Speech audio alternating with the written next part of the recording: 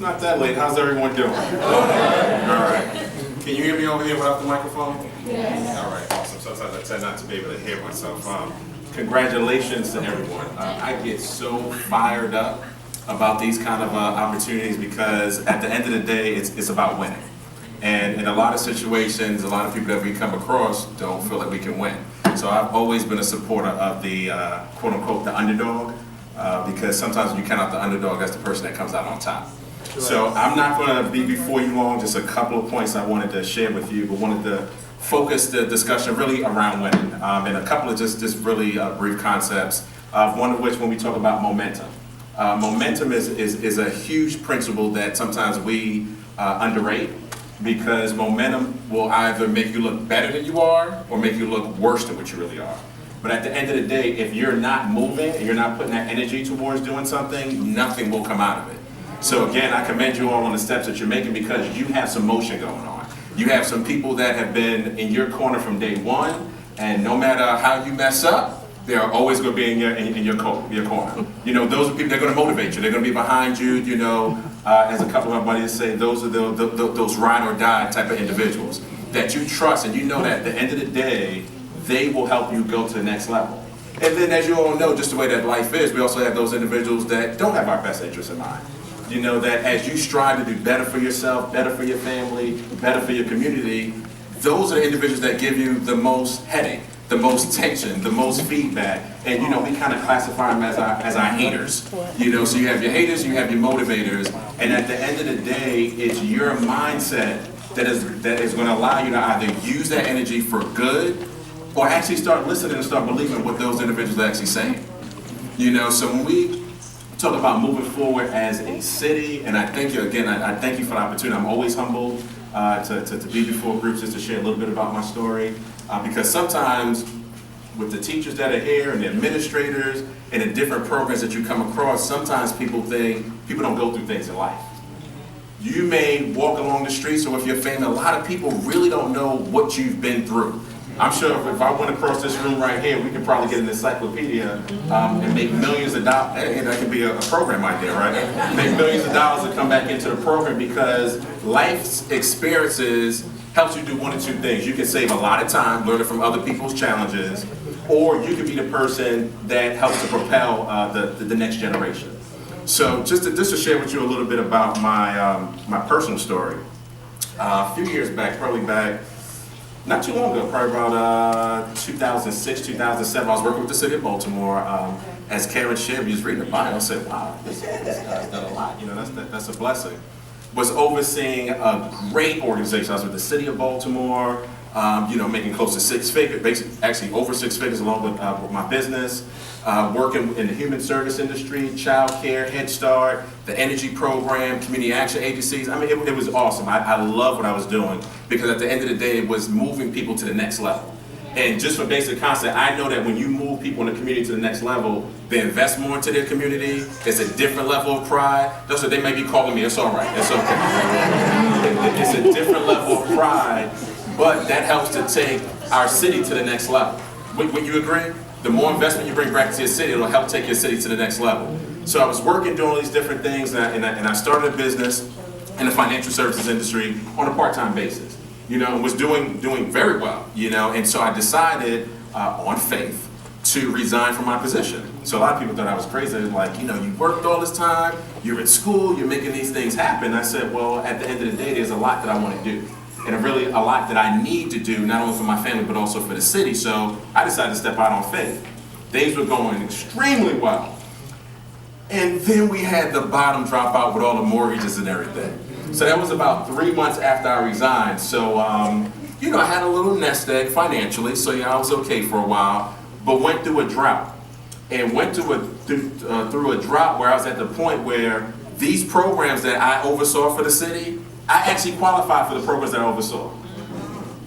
So you talk about being humble and maintaining a positive attitude through that, that was tough. Because for the 10 years prior to that, it was on the grind, making things happen. Getting up early, being places before time, you know, coming with the right attitude, giving that level of respect, encouraging people around me. Why? Because at the end of the day, if one person wins, everyone wins. Yeah. The boat is either going to sink or float together. So I was excited about doing that, and then that was a challenging moment. So I had a decision: either tuck my tail and kind of run and hide, and maybe move somewhere else where I wouldn't see people that were around me. And of course, I didn't take that route because that would be the easy route, in my opinion. So it took a lot of personal growth and going through those different challenges and really just having a different perspective on what was going on. So most of us have children, right? In the room, I have a 4-year-old. My baby boys are 4.5, and my oldest, my stepson, is 24. So I have 2 guys. So I have a vested interest in what happens in the city. So everything I do, if it can help uplift the city, I'm always 110% into it. But those of us that have young children or children, period, what's so humbling is that we have a blank slate. And I was talking with a mentor of mine about this 4.5 years ago when the little guy was born. It was like, you have a blank slate. And at the end of the day, you have an opportunity to start painting on that canvas. Obviously, we all get to the point, we figure, we probably know more than our parents and all, the people around us. But it's a blank slate. And if we have our child that's around 2 years old, they start talking at least some of the words that you could understand. And they say, okay, I want to be the president. What do we tell them? You can be the president. Hey, you know what? I want to be a business owner. What do we tell them? Anything you want to do. And somehow along the years, we stop dreaming and we stop believing for ourselves. So at the end of the day, when you come across those different areas, those trials and tribulations in your life, it's all about that perspective. When you were talking, I was fired up over it. I was jumped up and high-fived you. I operate completely different with my take because I'm excited when people come across a situation that, for the majority of people, would have set them back. You are probably 90% of the people in the same situation would have did something different. And that's just representative of everyone that's in this room right here. So that's why I get really excited about that. But I had a decision to make at that time. What was I going to do? So I decided to keep on striving on, kept the attitude right, started, I was still doing my business, started growing, still, on a part-time basis even to this day. But during that time period, I had to make ends meet. So again, I'm over 6 figures. Now I'm struggling, putting a couple of dollars in the tank just to make sure that the car got around for that day. To get to my appointment, to go and speak to someone about their finances, and here's my situation. But kept the faith, kept on moving forward. Working part-time, working overnight. Starting out at $9 and some change an hour. And still pushing forward, putting the overtime in. Why? Because it wasn't about me, I had a family. So I knew that what I was going to do was going to impact them. And as well as what I chose not to do would impact them as well. There are a couple of key principles that are just ingrained into the way that I operate, a lot of it which come from my fraternity. First one is manhood. At the end of the day, you have to stand up, you have to be that leader. Period. There's no options. You have to stand up, as a male, especially within our community. We have to stand up and do what's right because people are watching. Even when you don't think people are watching, they're watching. And our kids, they're watching us. And at the end of the day, kids grow up. So whatever we do or don't do when they're younger and they're very impressionable will come back to either lift us up or it will come back to harm us. I choose to focus on lifting us up, more on the positive side. One of the other principles that I have in grade is scholarship. That's why I'm excited about what all you are doing. It's taking whatever you have learned and whatever you're doing to the next level. A lot of people choose, not that they don't have the opportunity, but they choose not to take their life to the next level. So I commend you on that. One of the other terms is perseverance. It's tough sometimes. Wouldn't you agree? Yes. Everyone is not excited every single day. I have a team that I come into that building every single day, and the one day, if I'm not coming in there with the right attitude, they can tell.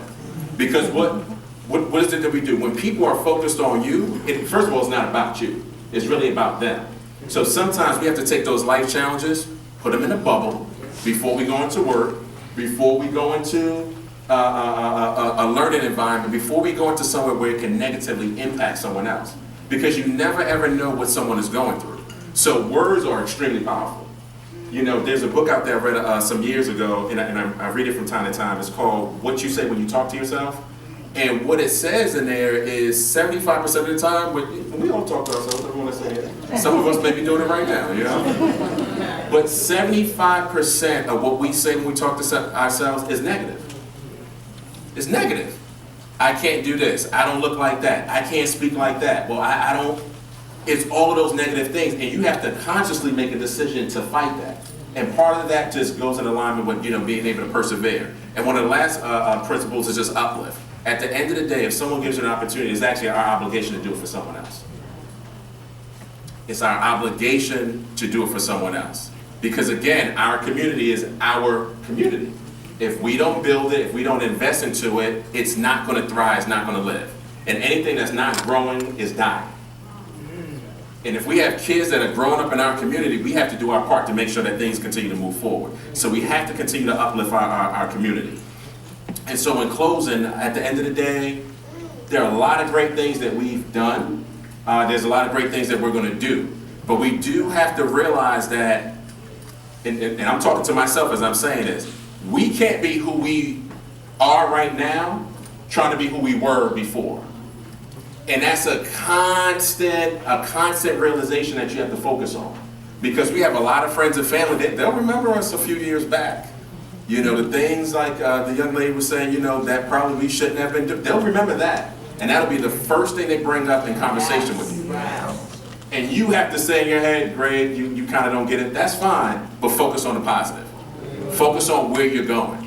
Because at the end of the day, within the next 3 or 4 months, it's going to be the same concept. You're going to grow, you're going to get better, and you're going to be at a different level. And if you keep on striving to do that, it's going to get you where you want to be. And the great thing about it is that there's no cap on what you can do and where you can go. So even when you establish goals, and I was just talking with a friend of mine about this the other day, who was a sharp young gentleman, 25 years old, he's doing great things locally as well as in other states. And he's looking to develop a 20-year plan. I mean, that kind of got me excited. And one of the things I shared with them is that at the end of the day, and it probably applies to most of us that are in this room right here, when it comes to our families and people we work with, we all want to change the world. And typically when you want to change the world, you want to be doing so much that sometimes you can burn yourself out. So you have to be able to balance that out while you're making that happen. Because none of us can do it alone, but collectively and together we can actually make some things happen. Not only for our families, but also for the city. So one thing I would impart on you, for you to take under consideration, you are the person that's able to make things happen and influence things happen. I know it's way easier when you see other people and you think they're in a better situation or they can be those in the, you can do it. Whether it's directly in your community, getting involved in your community association, even as you're going out and working and doing different activities, coming back and investing right back into Goodwill, the great programs they have. But you are the difference maker. And you can't allow anyone to sway you one way or another. No one, not even yourself. Because sometimes you may think that you don't have what it takes. At the end of the day, do something. Doing something is way better than doing nothing. So again, I commend you all on what it is that you're doing. We're going to continue to do everything on my side, Department of Social Services, to support what Goodwill is doing. I love, and I don't use that word loosely, working with Karen, Mr. Bill on the different activities that they do. It's a certain energy when you come in and you know someone is doing something just because it's their job versus something that they're passionate about. It's the energy that comes across. And I've just been blessed professionally that I can tell that in the first 5 minutes of engaging someone. And I can tell. And being in the situation where we are right now, there's a bunch that we work with, and I'll infuse it to those programs that do well. And Goodwill is definitely one of those partners that you want to have as your partner. As I shared with people back in the day, if we're in an alley and someone jumps out, I shouldn't have to think whether you're going to run or not. If you're going to run, at least tap me on my shoulder, we can run together. But if we're in it together, we're in it together, and I love those kind of partnerships. So again, I appreciate the opportunity. I'm humbled, really, in sharing what I shared with you, and hopefully the work that you continue to do is going to help to benefit our city, and more importantly, you and your families. Appreciate your time.